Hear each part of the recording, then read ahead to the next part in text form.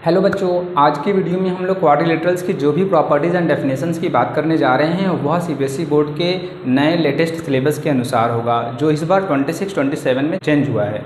तो इनमें कुछ ऐसे क्वाड्रिलेटरल है जिनके डेफिनेशन में थोड़ा सा बदलाव किया गया है, जैसे कि ट्रेपेजियम का जो डेफिनेशन पहले था अब कुछ बदल गया है, और इस डेफिनेशन को बदलने की वजह से केवल ट्रेपेजियम पर असर नहीं पड़ा है, केवल ट्रेपेजियम की प्रॉपर्टी पर असर नहीं पड़ा है, बाकी सभी क्वाड्रिलेटरल्स पर भी थोड़ा सा असर पड़ा है।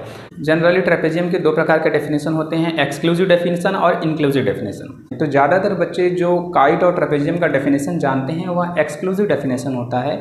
आपको ऑनलाइन सर्च करने पर भी एक्सक्लूसिव डेफिनेशन ही ज़्यादातर जगहों पर मिलेगा, इंक्लूसिव डेफिनेशन कम मिलेगा।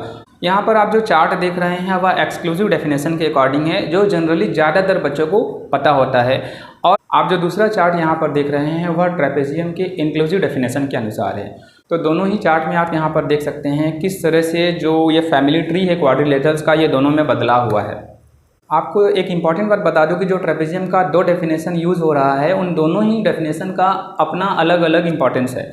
एक डेफिनेशन जो लोअर लेवल पर बच्चों को पढ़ाया जाना चाहिए वह उनके लिए सही है, और जो दूसरा डेफिनेशन है वह हायर लेवल के मैथमेटिक्स को समझने में ज़्यादा हेल्प करता है। इसीलिए हमें अभी तक जो डेफिनेशन पढ़ते आए थे उनके अलावा इस बार बदल कर पढ़ना ज़रूरी है। एक्सक्लूसिव डेफिनेशन के बेस पर जो क्वाड्रिलेटरल्स की फैमिली ट्री होती है उस पर मैंने एक पहले से ही डिटेल वीडियो बना रखा है, जिसका लिंक इस वीडियो के डिस्क्रिप्शन में आपको मिल जाएगा, या ऊपर आई बटन पर भी क्लिक करके आप उस वीडियो को देख सकते हैं।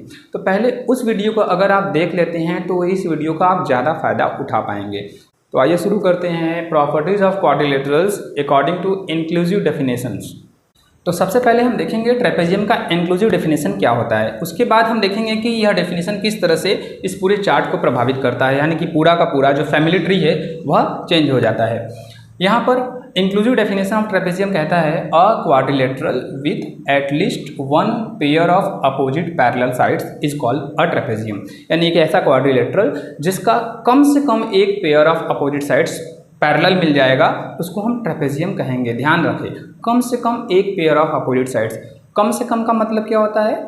जैसे हम एक एग्जांपल लेते हैं कि आपको किसी एग्ज़ाम में कम से कम 40% मार्क्स चाहिए पास होने के लिए, तो कम से कम 40% का मतलब क्या हुआ कि 40% से कम ना हो, और 40 से ऊपर हो गए, 60% हो गए तो चलेगा। तो कम से कम 40% आना जरूरी है, और 40 से ऊपर हो गए, 60% हो गए तो क्या होगा, हम तब भी पास हो जाएंगे। ठीक वैसे ही one pair of opposite sides अगर पैरेलल मिल गया, कम से कम में one pair of opposite sides parallel मिल गया, तो उसके बेस पर हम यहाँ पर पैरेललोग्राम को नोटिस करें कि एक पेयर ऑफ अपोजिट साइड तो इसके पास पैरेलल है, लेकिन दूसरा पेयर ऑफ अपोजिट साइड भी पैरेललोग्राम का पैरेलल है। तो कम से कम एक pair of opposite sides parallel है, इस डेफिनेशन के अनुसार पैरेललोग्राम एक ट्रेपेजियम हो गया। तो हम यहाँ पे कह सकते हैं कि एक पैरेललोग्राम ट्रेपेजियम हुआ इस डेफिनेशन के बेस पर, इंक्लूसिव डेफिनेशन के बेस पर। लेकिन जो पहले डेफिनेशन था एक्सक्लूसिव डेफिनेशन, उसमें यहाँ पे कहा गया है एटलीस्ट के जगह पर एग्जैक्टली हो जाएगा, या फिर बुक में कई जगहों पर कोई वर्ड ही नहीं लिखा है, खाली एटलीस्ट को हटा दिया गया है। जैसे अ quadrilateral with one pair of opposite parallel sides is called a trapezium, यानी कि केवल और केवल एक पेयर ऑफ अपोजिट साइड्स अगर किसी क्वाड्रिलेटरल का पैरेलल होगा तो हम उसे ट्रेपेजियम बोलेंगे। तो अब उस डेफिनेशन के अनुसार यहाँ पर समझिए कि केवल और केवल एक pair of parallel sides opposite sides parallel होने चाहिए।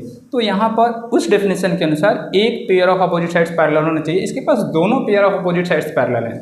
तो अगर हम एक्सक्लूसिव डेफिनेशन देखते हैं तो उसके बेस पर यह ट्रेपेजियम नहीं होगा, जब हम एक्सक्लूसिव डेफिनेशन लेकर चलेंगे तब।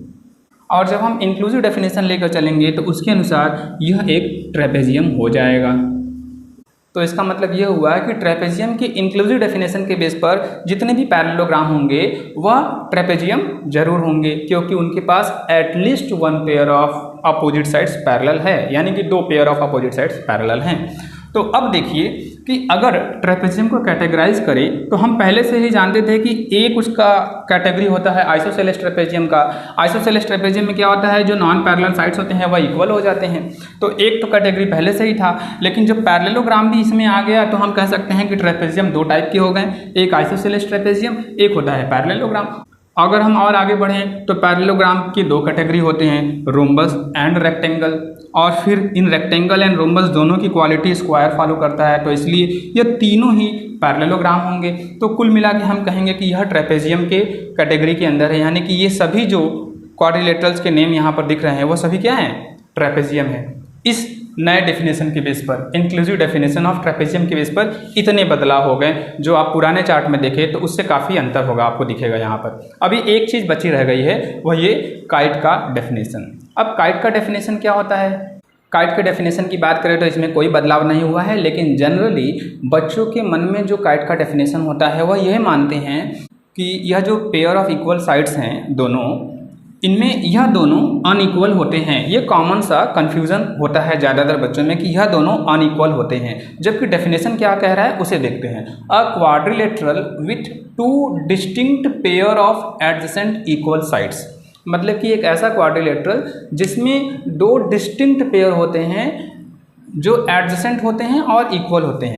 तो काइट में हम ये देखते हैं कि जो one pair of adjacent side है वह इक्वल है और दूसरा पेयर ऑफ एडजेसेंट साइड है वह भी इक्वल है।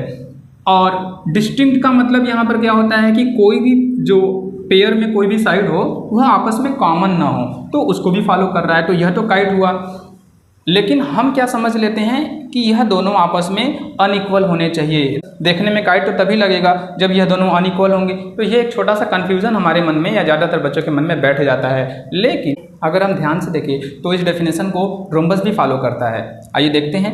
One pair of adjacent equal sides है, क्योंकि इसमें तो चारों साइड इक्वल होते हैं। One pair of adjacent equal sides है, दूसरा pair of adjacent equal sides है, और दोनों ही पेयर डिस्टिंक्ट हैं, मतलब कि उनमें कोई भी साइड आपस में कॉमन नहीं है। तो यह इस डेफिनेशन को फॉलो करता है। इसके बेस पर हम कह सकते हैं कि रोम्बस क्या है, एक काइट है। और जब रोम्बस काइट है तो स्क्वायर काइट क्यों नहीं होगा? क्योंकि स्क्वायर के भी चारों साइड बराबर होते हैं, किसी भी स्क्वायर के चारों साइड बराबर होते हैं, क्योंकि स्क्वायर एक रोम्बस होता है और रोम्बस एक काइट है, इसलिए स्क्वायर भी एक काइट हुआ।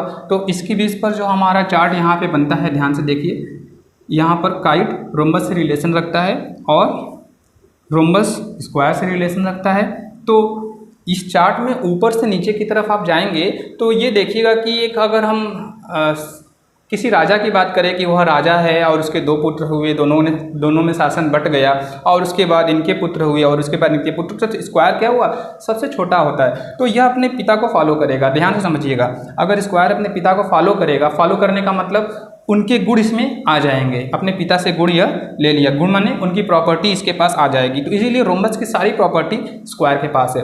और क्योंकि यह इसका भी पुत्र है स्क्वायर, इसलिए इसने रेक्टेंगल से भी सारी प्रॉपर्टी ले ली है। तो इसका मतलब है स्क्वायर के पास रेक्टेंगल और रोम्बस दोनों की प्रॉपर्टी है। ठीक वैसे ही rectangle and rhombus isosceles trapezium and parallelogram से संबंधित है। तो हम कह सकते हैं कि आइसोसेलेस ट्रेपेजियम की प्रॉपर्टी रेक्टेंगल के पास, ध्यान दीजिएगा कि यहाँ पर आइसोसेलेस ट्रेपेजियम केवल और केवल रेक्टेंगल से संबंधित है, रोम्बस से संबंधित नहीं है। तो हम कह सकते हैं आइसोसेलेस ट्रेपेजियम एक रेक्टेंगल को भी कहेंगे और एक स्क्वायर को भी कहेंगे, क्योंकि अगर रेक्टेंगल इसका सन होने की वजह से इसकी सारी प्रॉपर्टी को होल्ड करता है तो इसे हम आइसोसेलेस ट्रेपेजियम कहेंगे। ठीक वैसे ही रेक्टेंगल की सारी प्रॉपर्टी स्क्वायर के पास अगर आ गई तो वह प्रॉपर्टी भी जो आइसोसेलेस ट्रेपेजियम की थी वह स्क्वायर के पास आ गई, तो हम स्क्वायर को भी आइसोसेलेस ट्रेपेजियम कह सकते हैं। तो इस बेस पर आप देख रहे हैं कि स्क्वायर और रेक्टेंगल इन दोनों को हम आइसोसेलेस ट्रेपेजियम भी कहते हैं, और रोम्बस एंड स्क्वायर को, इन दोनों को हम काइट भी कहते हैं। और स्क्वायर को आप देख सकते हैं, यह अपनी फैमिली का सबसे छोटा सदस्य है। इसकी वजह से इसके पास सबका प्यार मिल रहा है, सबकी प्रॉपर्टी इसको मिल रही है एट लास्ट, क्योंकि इसके बाद कोई नहीं है। तो इसलिए रोम्बस, रेक्टेंगल या आइसोसेलेस ट्रेपेजियम या पैरेललोग्राम, लास्ट में सारी की सारी प्रॉपर्टी किसके पास जा रही है, स्क्वायर के पास। यहाँ तक कि अगर हम क्वाड्रिलेटरल का दूसरा ब्रांच भी देखें, काइट, तो वह भी, उसका कोई आगे जनरेशन नहीं बढ़ा है। इस वजह से काइट भी सीधे किसके पास आ रहा है, रोम्बस को अपनी प्रॉपर्टी देने आ रहा है, और रोम्बस से किसको मिलेगा, स्क्वायर। तो स्क्वायर को हम क्या कह सकते हैं, square is a rectangle, square is a rhombus, square is an isosceles trapezium, square is a parallelogram, square is a trapezium and square is a kite. इस तरह से आपने देखा कि स्क्वायर हर टाइप के क्वाड्रिलेटरल्स की प्रॉपर्टी को फॉलो करता है। इसलिए स्क्वायर एकमात्र ऐसा क्वाड्रिलेटरल हुआ जिसको कोई भी क्वाड्रिलेटरल बोला जा सकता है। तो अब आप इस बात को समझ सकते हैं कि इस स्क्वायर को सबसे अमीर क्वाड्रिलेटरल क्यों कहा जाता है।